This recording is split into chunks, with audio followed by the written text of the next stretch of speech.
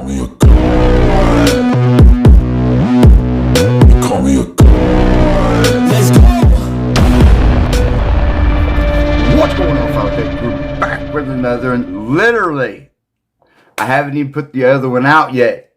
I just did George Carlin. What was that? Cars? No. Driving. That's what it was. Here is child worship. Apparently, I forgot what I learned in school. Let's do this. Yeah, it's all bullshit, folks. It's bad for you. It's all bullshit. That's what you have to remember as you go through life in this country. It's all bullshit, and it's bad for you. Now, speaking of parents and speaking of bullshit, two ideas which aren't always mutually exclusive, by the way. I'd like to mention a special kind of bullshit that has taken hold in this country in the last 30 to 40 years. It's a form of bullshit that really only can be called child worship. It's child worship. It's this excessive devotion to children. I'm talking about today's professional parents, these obsessive diaper sniffers who are overscheduling and overmanaging their children and robbing them of their childhoods. Even the simple act of playing. Yep. Still goes on today. Even the simple act of playing has been taken away from children and put on mommy's schedule in the form of play dates.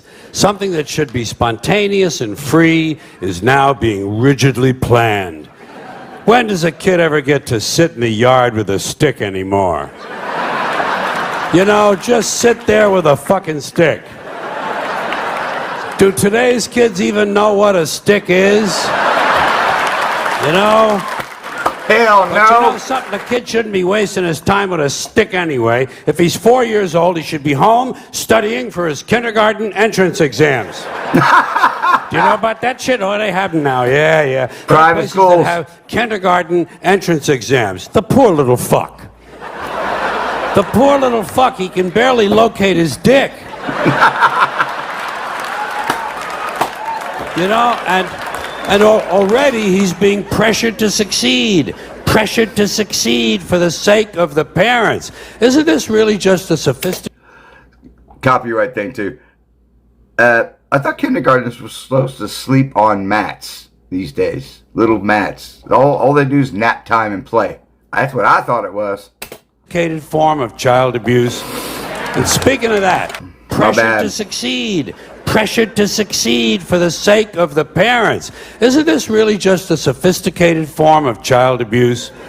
And speaking of that, speaking of child abuse,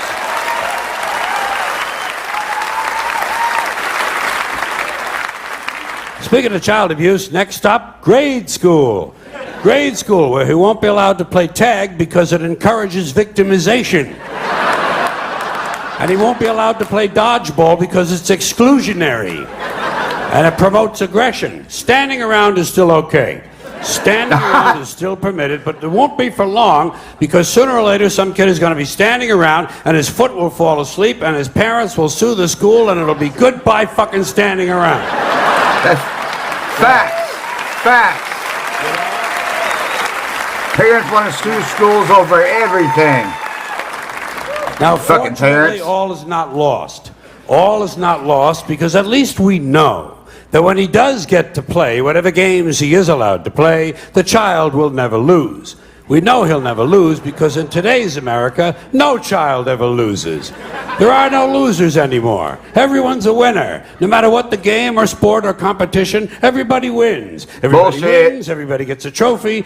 No one is a loser. No child these days ever gets to hear those all-important character-building words, "You lost, Bobby. You lost. You're a loser, Bobby." They miss out on that. Exactly. You know what they tell a kid who lost these days? You were the last winner. A lot of these kids never get to hear the truth about themselves until they're in their 20s. When their boss calls them in and says, "Bobby, clean the shit out of your desk and get the fuck out of here, you're a loser. Get the fuck out of here." You know? Facts. Of course, Bobby's parents can't understand why he can't hold a job. In school, he was always on the honor roll. Well, what they don't understand, of course, is that in today's schools, everyone is on the honor roll.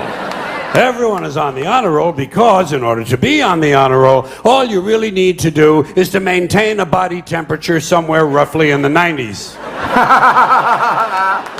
But we shouldn't be worrying about how he's doing at school because, you know, come summertime, he'll be off to camp.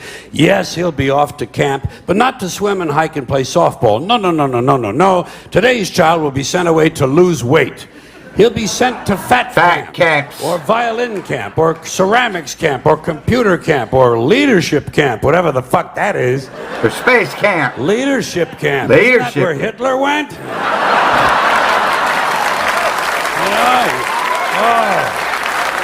Damn! Specialized, structured summer camps. Gotta keep the little fucker busy, don't they? Gotta keep the little fucker busy. Wouldn't want him to sneak in a little unstructured time in the woods. That wouldn't be any good. God knows he might start jacking off. Knew that was coming. Now, all of this stupid bullshit that children have been so crippled by has grown out of something called the self-esteem movement.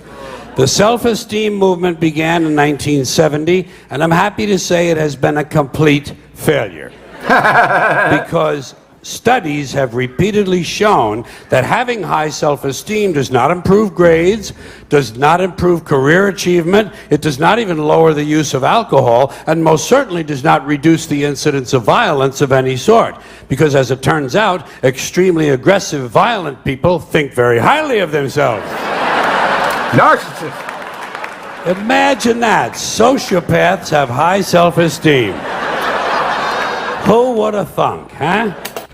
Sociopath usually goes hand in hand with narcissism. I love when this kind of thing happens. I love when these politically correct ideas crash and burn and wind up in the shithouse. The self-esteem movement revolved around a single notion. The single idea that every child is special. Boy, they said it over and over and over. As if to convince themselves.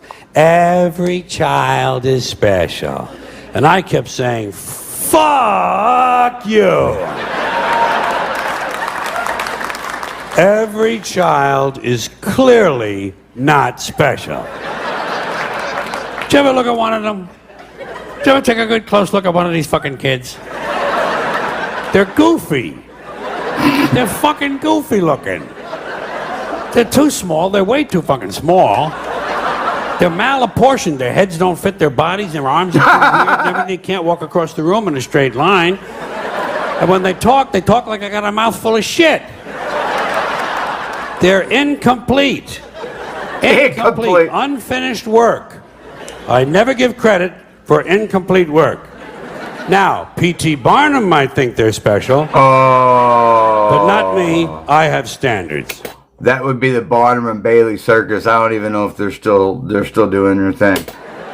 But let's say it's true. Let's grant this. I'm in a generous mood. Let's grant this proposition. Let's say it's true as somehow every child is special.